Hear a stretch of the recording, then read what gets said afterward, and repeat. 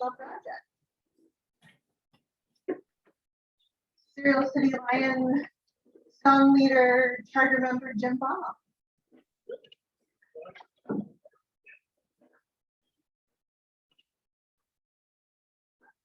I'm dangerous when I'm up.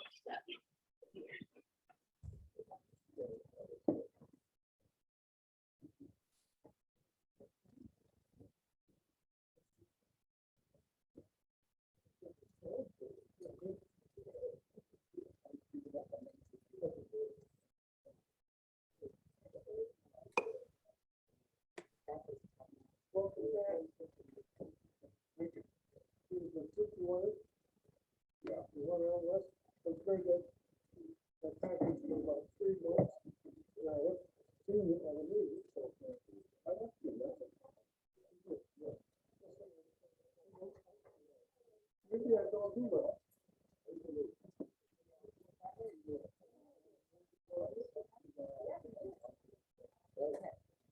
Everybody on your feet.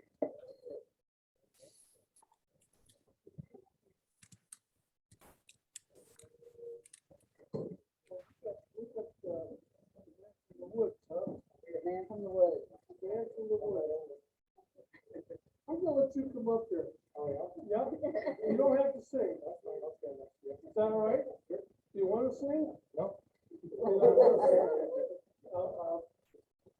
These people out there, some are getting their food, some aren't, but they have to sing for their supper. Did you say what we call it? That's what. So you the judge, not me, you are the judge. Okay? Now, I had a special request. Somebody said it was boring, the way what I was doing. So we're going to change it up a little bit. I think that Lion Spirit. Everybody know that song? Nobody knows that song. I think it's You know the song. That table knows the song. You know the song. So it's no problem. It's relatively simple. Okay? Relatively simple. I got that Lion Spirit up in my head. Got it? Ready, set, hit. I've got that Lion Spirit up in my head. Where? Up in my head. Where? Up in my head. I got that Lion Spirit. Up in my head. Come on. Up in my head today. That's right. I got that Lion Spirit. Up in my heart. Deep in my heart. Where? Deep in my heart. I got that Lion Spirit. Deep in my heart. Where? Deep in my heart today. I got that Lion Spirit. Down in my feet. Where? Down in my feet. Where? Down in my feet. I got that Lion Spirit. Down in my feet. Down Down in my feet today. Let's bring it home. I got that Lion Spirit all over me, all over me, all over me. I got that Lion Spirit all over me, all over me today. Let's bring it home. I got that Lion Spirit up in my head, Where? up in my heart, down in my feet. I got that Lion Spirit all over me, all over me today. That's the first time they sang this song in a long time. Yeah. So, did you like that or what? I do, but it was cost you. Is it May or April? Okay, invite me out. I'll do maple syrup with you and we'll sing. That's it? Yeah. Now, that song there, the Lion Spirit song, that's not that song that I taught for probably, how long have you done that song? 4 years? Have you sang it before? No, that's right. That's a convention. I mean, it's a convention, but never at the Lion Spirit. And I know that the folks that have new people on their side. So anyway, got that Lion Spirit. Okay, now this one you gotta be able to move it. You gotta sing it with vigor. Right? This one you can be critical. Because they know, everybody knows this song except about 3 people in this room, which I will not tell you. So you want to be able to hear it. Ready, set, hit. I got that lion spirit here in my heart. We'll do that one again. Oh, we know. I've had a tough, I have had a tough. Don't you hear? Those lions.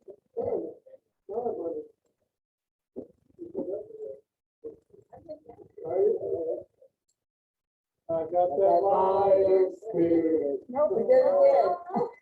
I got a one-track mind. Don't you hear those lions roar? All right, ready, set, hit it. Don't you hear those lions roar? Don't you hear those lions roar? You can hear them roaring every wind, every beat and growl for more. Don't you hear those lions roar? Their snarling, rumbling roar. So roar! Fight 'em, fight 'em, fight 'em! Don't you hear those lions? Hear those lions? Hear those lions roar! I know they could do a whole lot better. Bring it over here. Not they're old back there. I don't know where I said. I don't know if that's a good excuse or not. Did you like that or you want to hear it? No, it's up to you. Okay. I think we're going to think about God Bless America now. You know, I keep thinking about that. The Memorial Day is coming up, and I thank God that we live in the United States of America. Man, land of the free, home of the brave. So we're going to do God Bless America. Well, that started off with the hero of mine as well. God Bless America. You know I'm here. This is what, though. God bless America. Ready, set, hit. God bless America.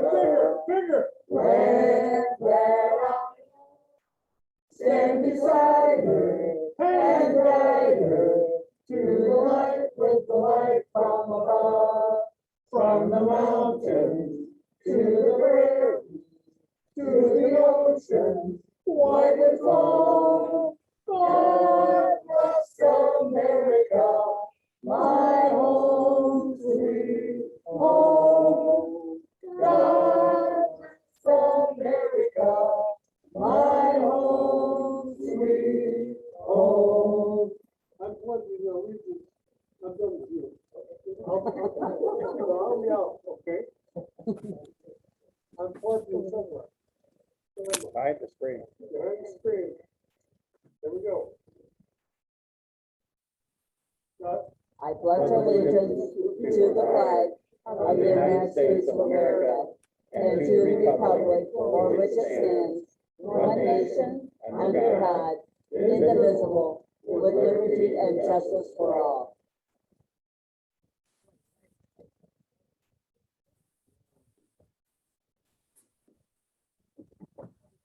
Teresa, make sure you use the mic, please. Make sure you use the mic. Tim, will you give me the Yes, last time. Shall we pray? Almighty God, we are indeed grateful to be here tonight as lions and your servants. Please bless the meals we are enjoying so that we will be healthy and can do your will, especially when it comes to your plans for this Cereal City Lions Club. Thank you, Father, for every good blessing you have given to each one of us. In Jesus' name we pray. Amen.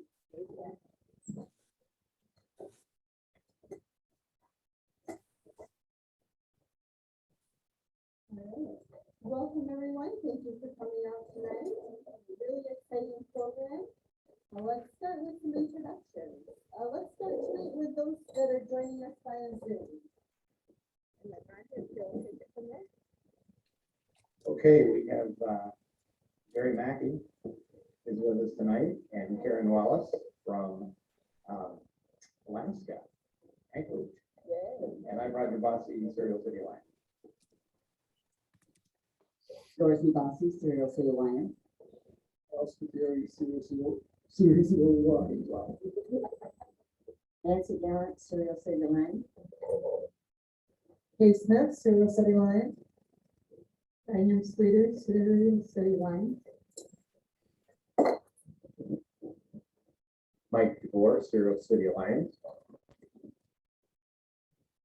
Jim Bond, Serial City Lion, and Charter member. That's all I am. Bob Harvey, Serial City Lion. Roger Spriggs, Serial City Lions.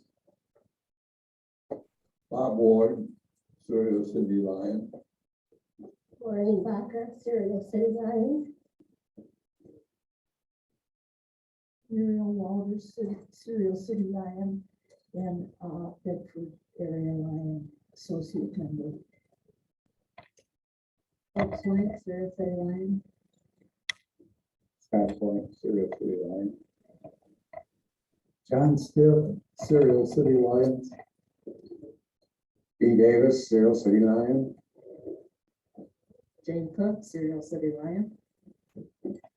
Brian Cook, Serial City Lion. Tonight I have our speakers from Kellogg Forest, KJ Kettler and his intern Olivia. You'll be hearing from them shortly. Jim Cox, Serial City Lion. Mary Wells, Serial City Lion. And Serial City Lion, Teresa Guest. All right. So let's go ahead and start. Brian, do you want to introduce our guests for the program tonight?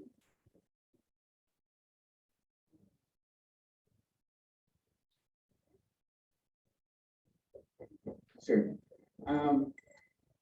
I guess about 3 years ago, I answered a little ad in the shopper that said, if you're interested in helping make maple syrup at Kellogg Forest, to show up out there. So go to the meeting. So I did, and found it very enjoyable out there, something to do in spring, and really like doing that. And met KJ out there. He's been the manager out there for a long time, and a whole bunch of other new people, you know, and guys, and get you out in the woods and do a lot of things. And there's a lot of things that go on out there in the forest. Then we had the COVID year where we didn't do anything, and this year we started out there again, so we were able to make maple syrup again. So I asked KJ if he'd come and talk to us. April, when we were cooking out there, it didn't work out for him. They squeezed a little time in between planting trees here tonight to talk to us. And as soon as he gets his order in, we'll get him up here. Some of you, I sent the email out about buying maple syrup that we have available. Those that ordered it, I have it up here. We do have a few bottles extra for sale. So if that's something you'd like to do at the end, when the meeting's over, stop by and see me, and we'll make sure to get that taken care of. So KJ and Olivia, here we go.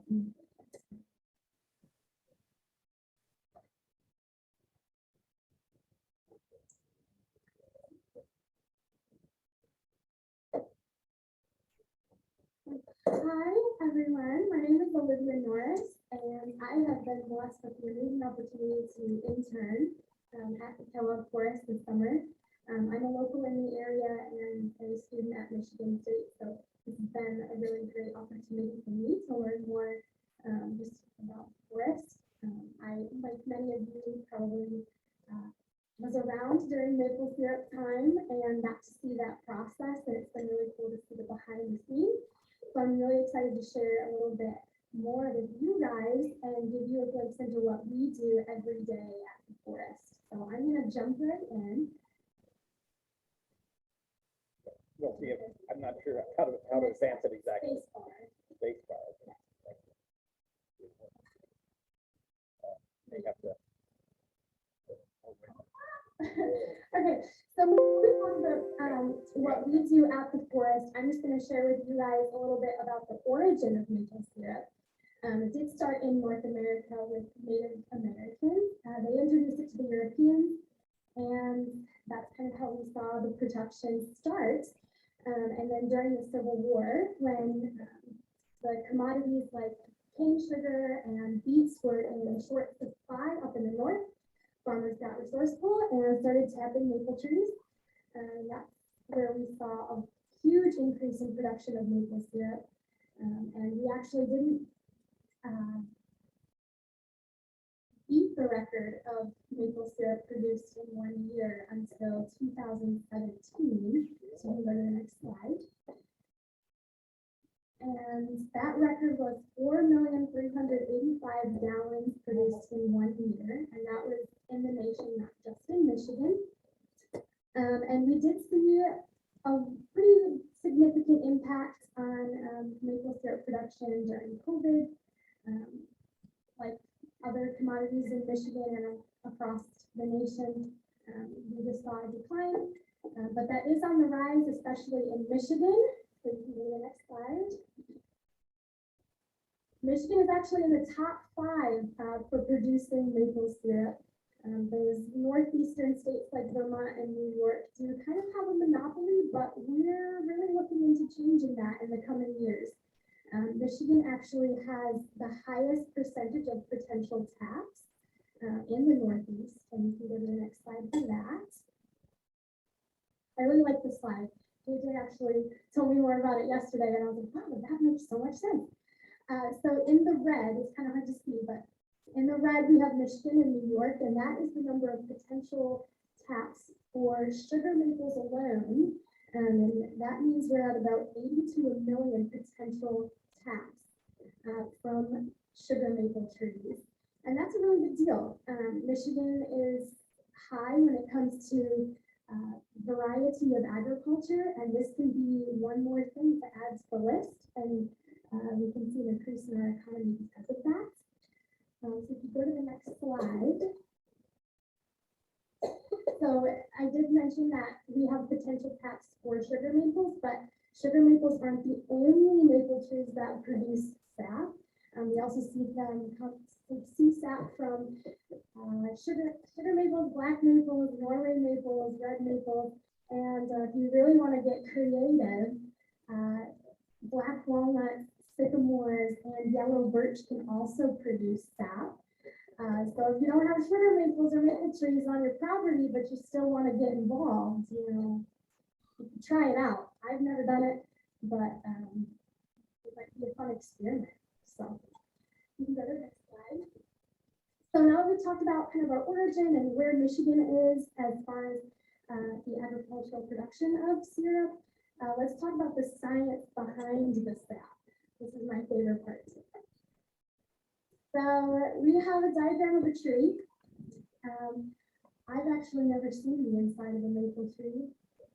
Maybe AJ would be willing to sacrifice one for me. Maybe. I don't know. We'll see. But when we're talking about maple syrup production, we're really looking at the sapwood. And that is actually active xylem, which transports water and nutrients from the ground up to the leaves of the tree. And when I say nutrients, I mean phosphorus, potassium, nitrogen, all the good stuff that's found in the soil. And that's sent right up. It's kind of like a highway, all of those intersecting systems throughout the tree. Go to the next slide. So like I said, xylem transports the water, nutrients from the soil up, and that helps in the process of photosynthesis. So I'm going to take you way back to high school science. And photosynthesis, that is the process that trees and plants use to create glucose, which is food for the plant. And they use energy from the sun, carbon dioxide, water, and all of that is used to help support tree growth. And then the phloem, you can remember that by flowing down, transports the products of photosynthesis, so that glucose, down to the rest of the tree. And that can be used either for immediate use or it can be stored for dormant times and used at a later date. And so then finally, what we've all been waiting for, how it all works. So the xylem, when it, in the springtime, it actually is being pulled up, and then because of this, it creates this pressure. And during this freeze and thaw cycle, the xylem is compressed, and that pulls up more additional sap and kind of surrounds that sap root in that area. And so then after it's frozen, it's created this pressure. Then in the springtime, we see this thawing cycle. So it'll freeze and sometimes in the evening, overnight, and then thaw during the day when the sun is shining on the trees. And those gases that have been stored start to expand. And this creates pressure and it pushes that sap down and out of spiles or the taps that we put in the tree. So when we're tapping a tree, we really want to get our drill right into that sapwood so that the sap can flow down and out, and we use gravity to push all that wonderful sap to turn into maple syrup. And AJ calls it robbing the tree. So there is some some regulation on tapping, and there's a definite science to it. And so KJ is going to expand on what we do at the forest specifically and what our procedures are.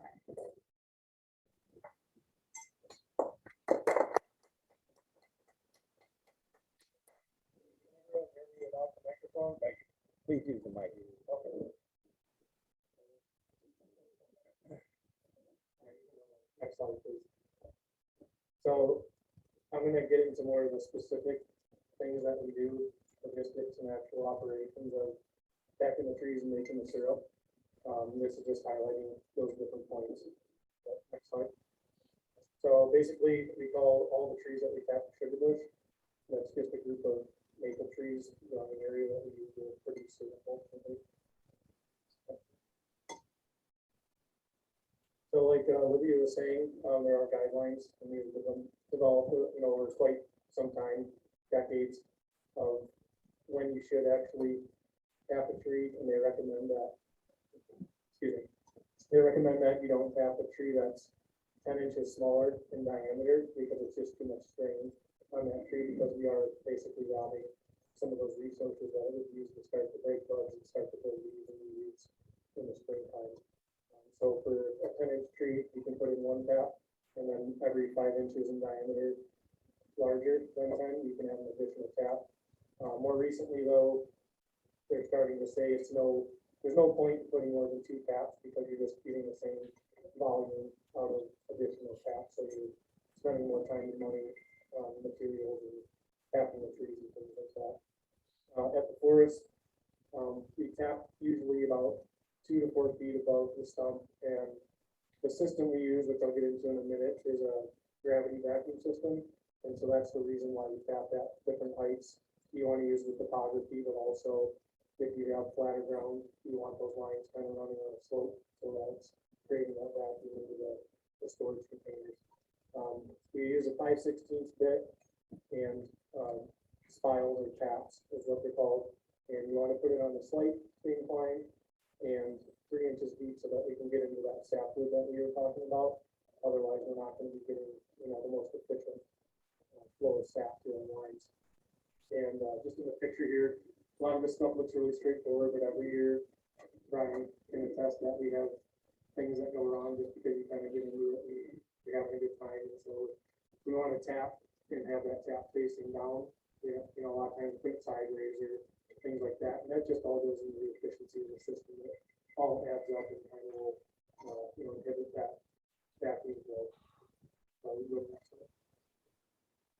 So our sap collection, there's a few different methods. Buckets are the most traditional.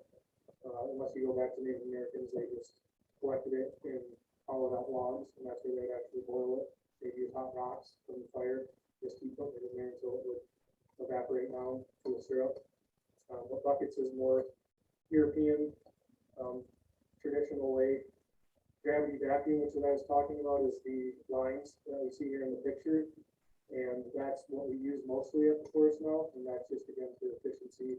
Collecting 500 buckets is really daunting. It gets old by the end of the season, so we started moving to all lines. And then vacuum pumps They were first used in the 1960s, but that's like the industry standard now. And that really makes it efficient, you collect more sap from each tree.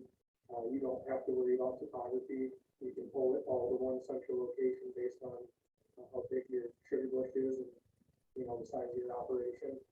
And we'll probably go to that at some point. We just haven't got there yet. We do lease 96 acres of taps down in Marcellus, and that's a industry person who does use a vacuum system, because he can suck it all right and do a 25,000 gallon tank, and he fills up with a semi and pulls it out, and back to his facility he goes. So it's pretty quick. He has it all set up on his phone. He knows how much vacuum's in the lines, how much sap's in the tank. If there's an air leak, he knows right away and gets an alert and he can go out. Squirrels are one of our worst enemies. They like to chew on the lines, so every year we have to run the lines and find out where all the holes are and repair them. And we can go to the next slide here. So once we collect that sap at the forest, we use big ag tanks, like 325 gallon tanks, and we just dig holes in the ground and let those lines run the sap into a few different ones.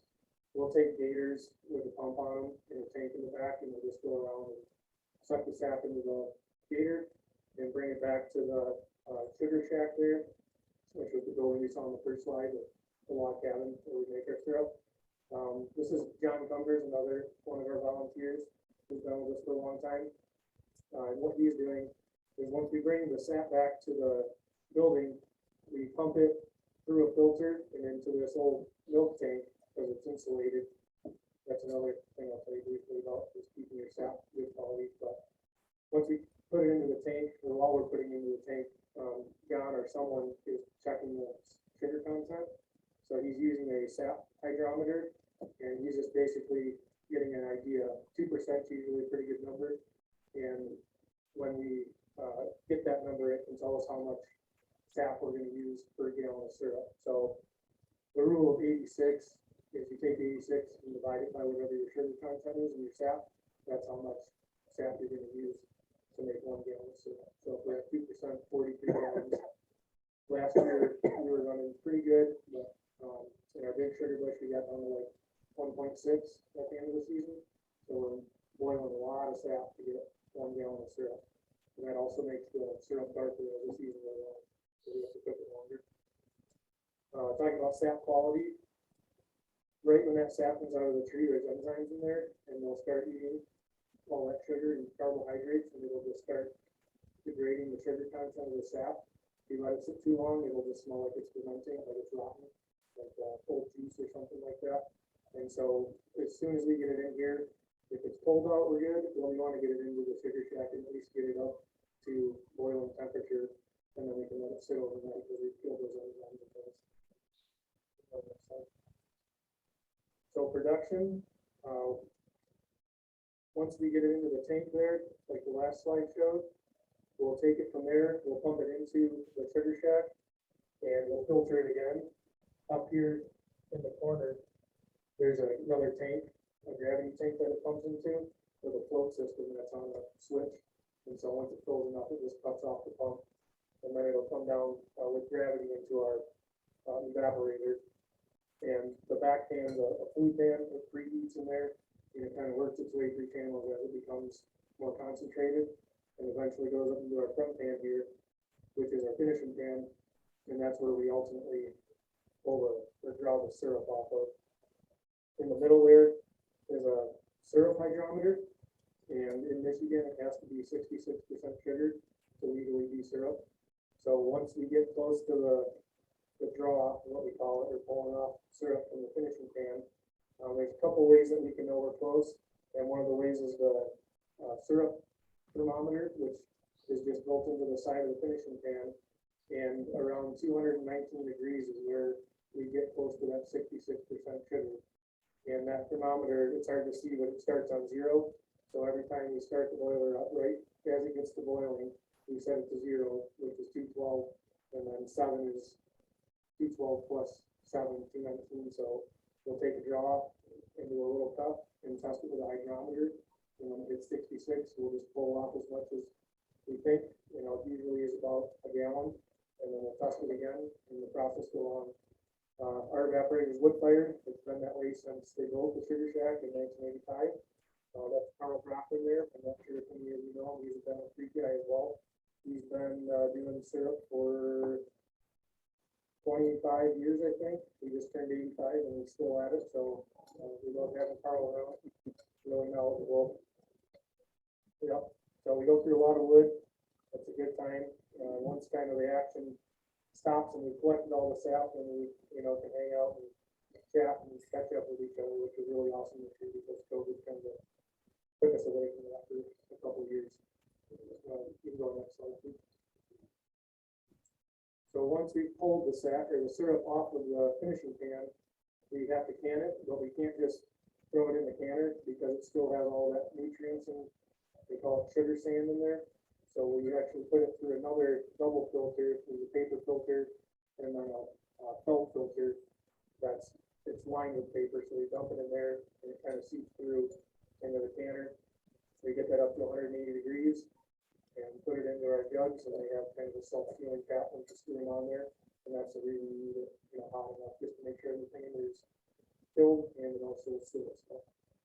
That's pretty much it for the process there. Can you go next slide? So these are the products we make. We have our syrup, obviously, starting to maple syrup. And that was something the previous manager started to, help promote the program and the volunteers and some of the forestry students and help out with their programming as well.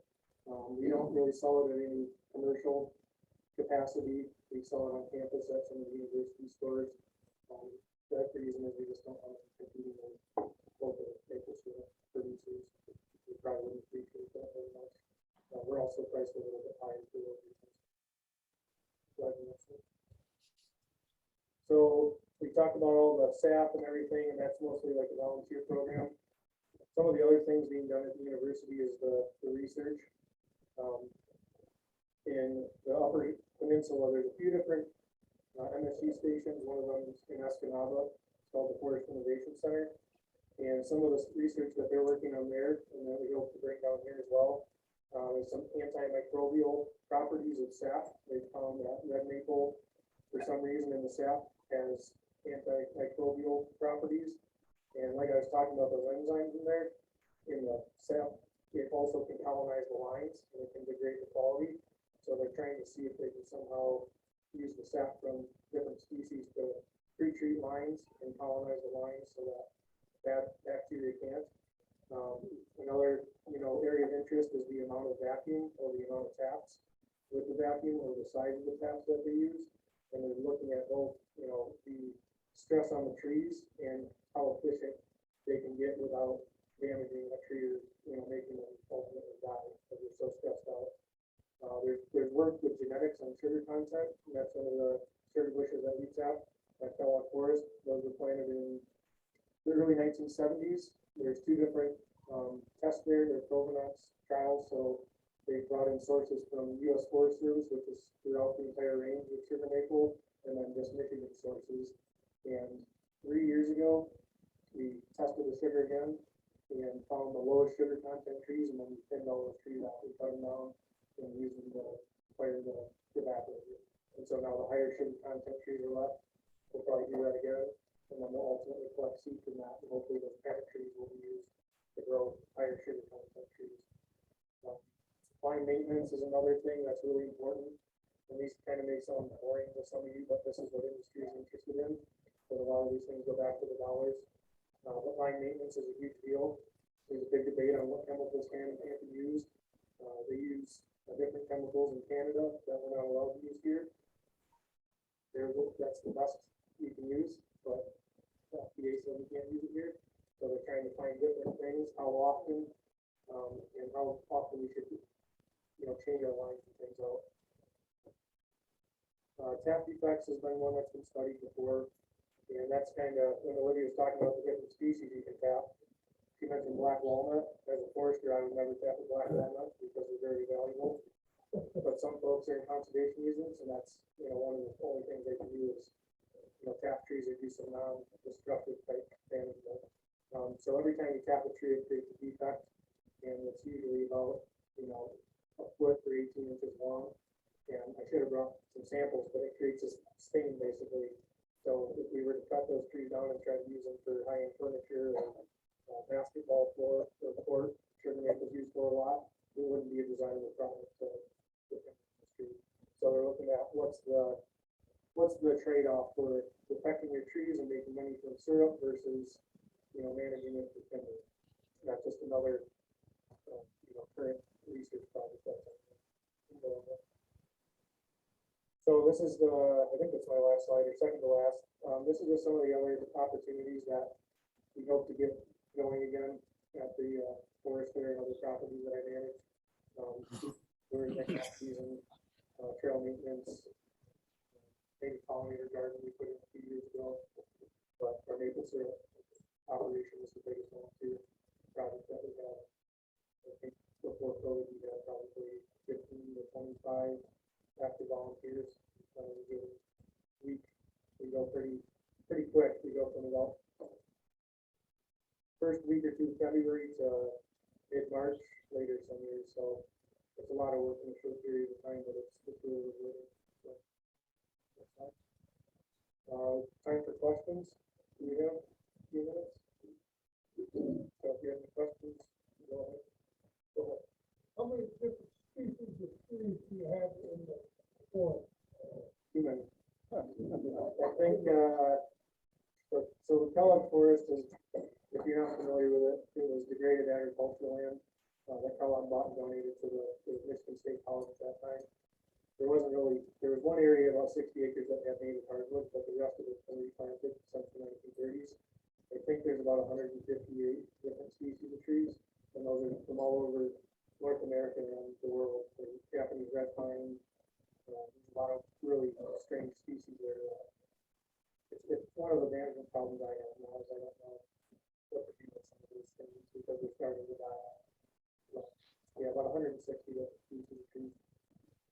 It makes it tough if you're a forest ranger and trying to learn all the different ones. I don't even know them all. We look in the files.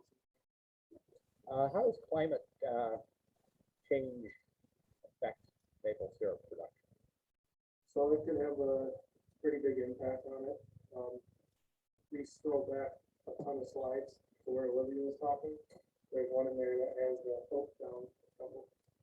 So this picture or the map on the right is a native range of sugar maple.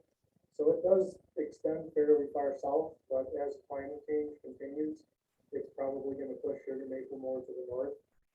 And at some point in the future, we might have a hard time making syrup in this area from sugar maple. There's other species like red maple that will probably be more resilient to climate change, but it's certainly going to have an impact on, future management. I'm from central Indiana and my grandfather used to make maple syrup. Okay. We have a little sugar house on the property that he used to use. It's in ruins now, but Yeah. so I don't know too many people in where I'm from making maple syrup right now. Indiana is on the list, but it's pretty, it's right towards the bottom there, just because of the number of trees in the over.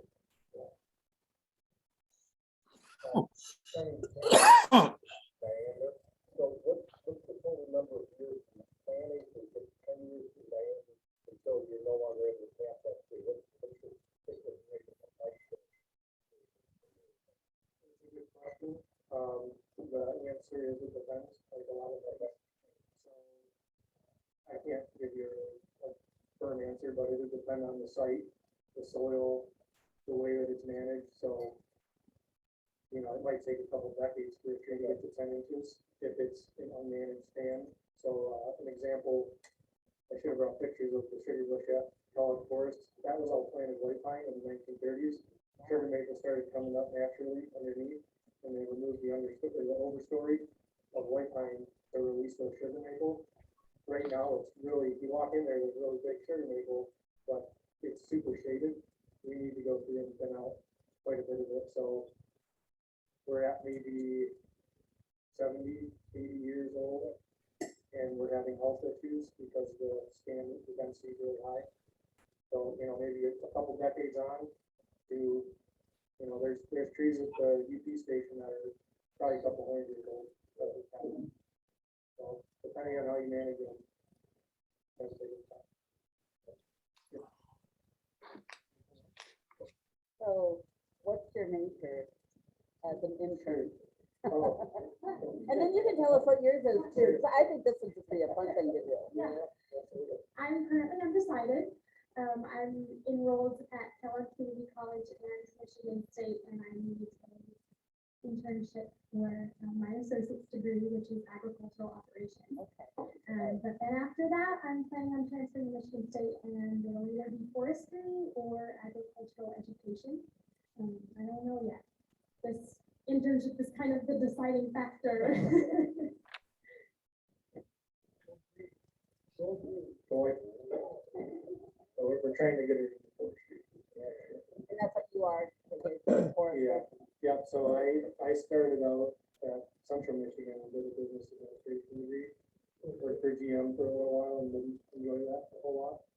I've just been outside my whole life and wanted to continue that. I have a good friend from Central whose older brother is a forester, so I spent some time job shadowing with him, and I went to Michigan Tech and did my master's in forestry and worked out in the Pacific Northwest for 5 years as a forester and a wildland firefighter, and moved back here about 5 years ago. So I'm from Southeast Michigan. So closer to family, the forestry is a little more, and I still do fire, but prescribed fire, not wildfire. Thank you. Anything else? Well, thank you very much. Great.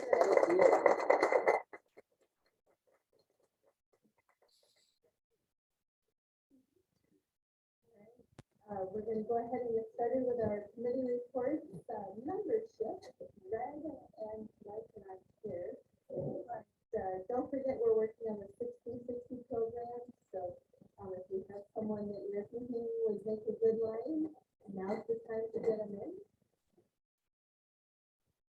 Okay, can I ask you to talk about fundraising and the upcoming garage sale, please?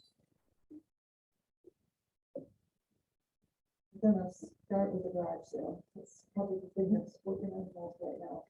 The rain has slowed us down a little bit, getting things ready, but I've had a few people that have come over, we've got a lot of things to sort. Lines in Florida, Lori asked about, literally filled up my storage shed. So much that when I opened the door, it was no place to walk. And that, last year we had a lot of stuff from the house, the quarter house, but we packed that and we knew what was in those boxes, so I'm looking at a shed full of, I don't know what's in there. So I spent a lot of time going through and finding out what we have, we have a lot of really good stuff. So, with the weather and the rain and everything, we're a little behind, but we're, my notes here. We do need some, we're having tables delivered on Tuesday. And we're gonna need help setting those up. Find out the time you want people to be there. Tuesday night, okay, to help set up and get a head start, because hopefully it's gonna stop raining this weekend and we're gonna have a great week next week for our garage sale. But we have to set up for it, and as some of you realize, on Wednesday, we're having the Lions only night. We've invited Lions from other clubs in the area, and they're going to come, and hopefully they'll enjoy that. We're gonna have some light snacks and stuff, and so hopefully if you're available, just stop by and join the fun and check a few deals on the garage sale. So we need help for Tuesday night, Wednesday. I think it starts at 6:30. I have to double check. And it'd be about an hour and a half, so it'd be a nice time to see clients from the other part of the district and the zone and get to meet them. Wednesday nights when they'll be here, so now we need volunteers still for Wednesday, Thursday, Friday, and Saturday. The actual garage sale starts Thursday. There's some sign-up sheets here, and I'm gonna pass around, so if you see a time that works for you, please sign your name and at a time, and we'll get started with that. If you've never worked the garage sale before, don't worry about it. It's really easy. It's really fun. I'm not going to be sick this year. I'm not going to do any passing out or anything like that. So, did I forget anything, Brian? Can you think of anything else that we need help from, that we can think of? Brian's not gonna think of anything else we need help from besides Tuesday and Wednesday night? And then the national garage sale starts Thursday, so it's gonna be at my house, and, between now and then, I'm still looking for volunteers to help out. So if you've got some time between now and then, basically you can show up, and I will have something for you to do. And I appreciate all the help we can get, so, I'm looking forward to it. I think we're gonna have a really great garage sale again this year. It's gonna be hard to top last year, but, I think it's gonna be just as much fun, and I'm gonna really looking forward to having, some of the fellow Lions and the other folks coming to visit us Wednesday night to see, you know, what we're doing with that garage sale, so. Is there any questions about the garage sale? We're still taking donations. Matter of fact, I think Lori's gonna be there with her husband either tonight or tomorrow with another trailer load. So. Okay, other than that, programs. Let's see. I haven't even thought about programs the last 2 days. I think we're all set. I think we're pretty much all set though, at least through June. And so, I'll let you know if we need any more schedule date. We're doing good with programs, so appreciate everybody's input on that. Thank you. All right, I'm gonna wait till Brian takes a big bite of food here, and then I'm gonna ask him to give us his own estimate.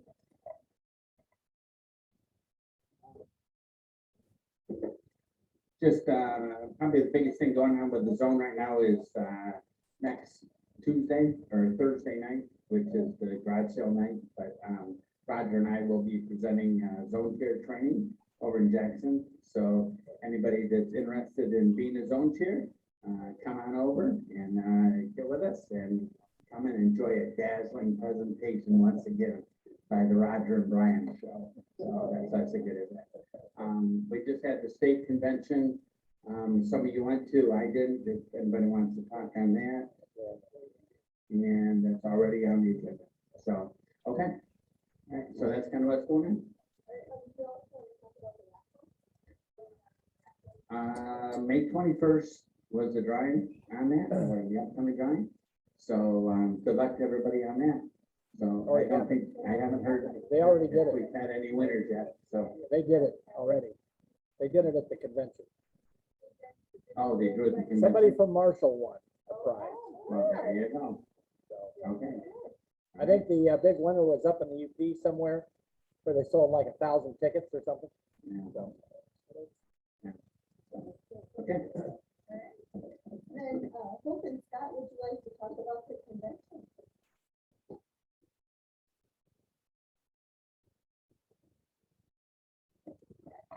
It was our first time at a convention, excuse me, and we found it wonderful. The pillowcases were very well received. Everybody that got pillowcases thanked us, our club and everybody tremendously for them. We had people coming up to us telling us how great they were, and actually people wanting more. So, I think we'll probably be contacted for more pillowcases. Great breakout sessions. We really enjoyed it.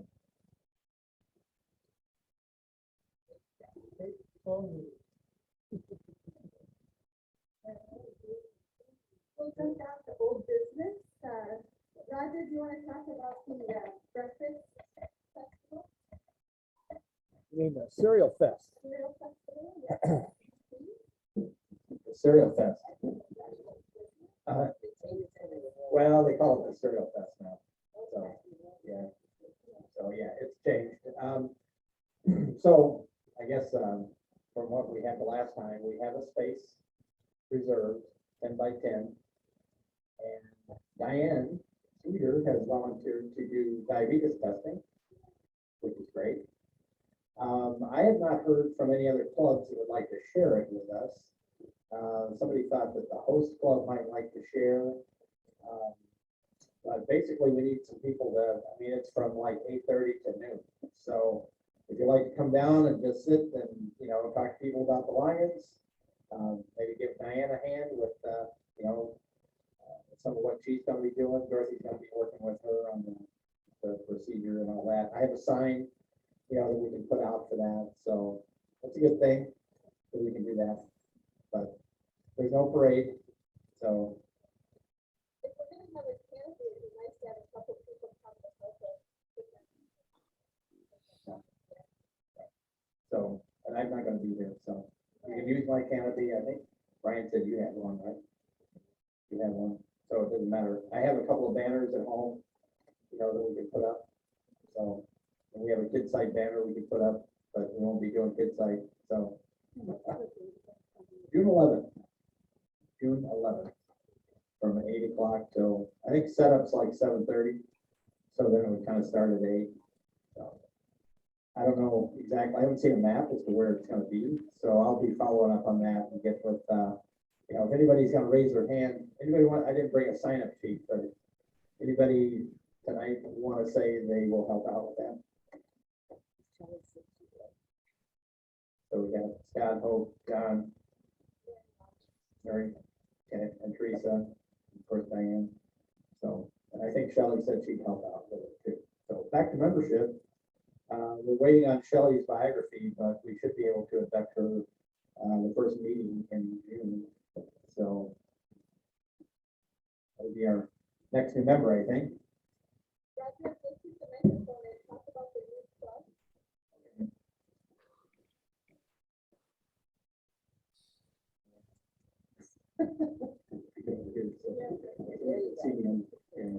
All right. So yes, we're Friday night, we're gonna have our organizational meeting for the virtual, I think it's gonna wind up being something like the Clear Lake Virtual Lions Club, which will be members of the Winter Camp community, who are going to form a Lion charter, a new club, a new Lions Club for 11B1. And we have about 23 people right now that are committed to doing this. It's all going to be on Zoom unless we have an opportunity to meet, like say at Winter Camp. So one of the ladies that is going to be in the club went to the state convention.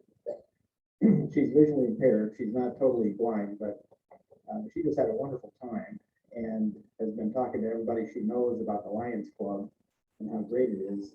And so she's a real spark plug, Gina Roll. And anyway, so we're looking forward to getting that rolling, and hopefully we'll have the charter submitted by just before June 1st. And so that'll be maybe 20 some members. I'm not sure how the whole process works. I think we have to induct everybody at once, you know, in a big Zoom group induction type of thing. But anyway, by the end of the year, we'll have 20, 22 or more members, I think, coming into 11B1.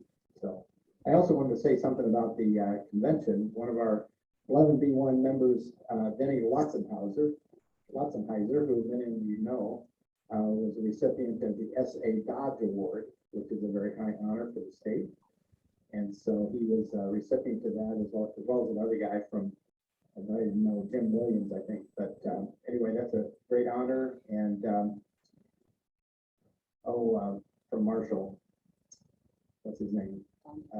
Ron Queta, right, from Marshall, won it 2 years, I think in 2019. So it's a very high honor for Lions that have been in service for a long time and done great things. So anyway, that's it. Mary, would you talk about the camp quality?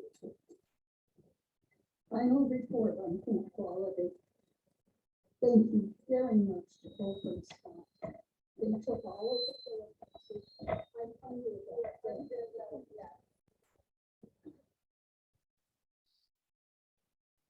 I think Hope and Scott, they took all of the pillowcases down to work for camp quality and for Beaumont. It looks like this project is causing us to do it again. Not that we've looked for it, that it's found us. So be prepared next January when we start talking about pillowcases again. We had 100 pillowcases in addition to what the camp and Beaumont wanted. Maggie's Wigs will take all of them.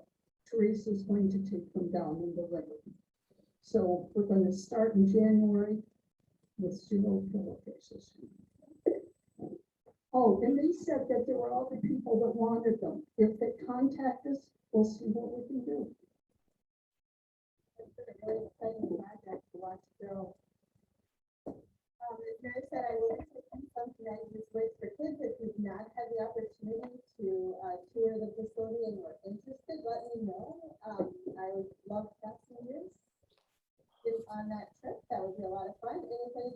any other donations that they'd like to send. I don't have a date yet. So, July is soon. Sorry. I said July would be great. Okay, well, let's talk about that. Scott?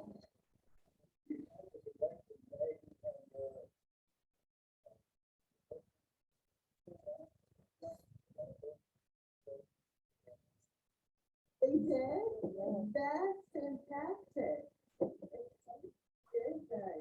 You might want to repeat that first. Oh, okay, for those of you who did not hear, Maggie from Maggie's Ways for Kids and her assistant Jennifer, became Lions at the convention.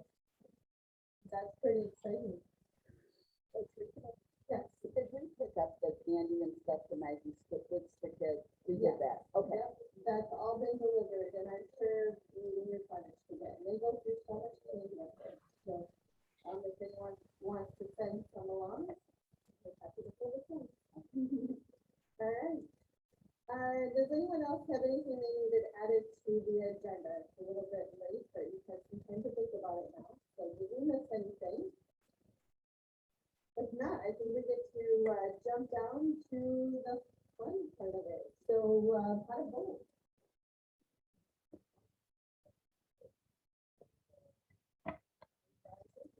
Three prizes. 8, 7, and 7.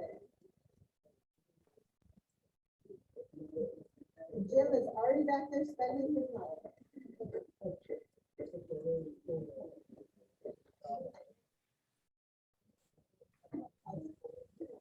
All right, this is your blue ticket.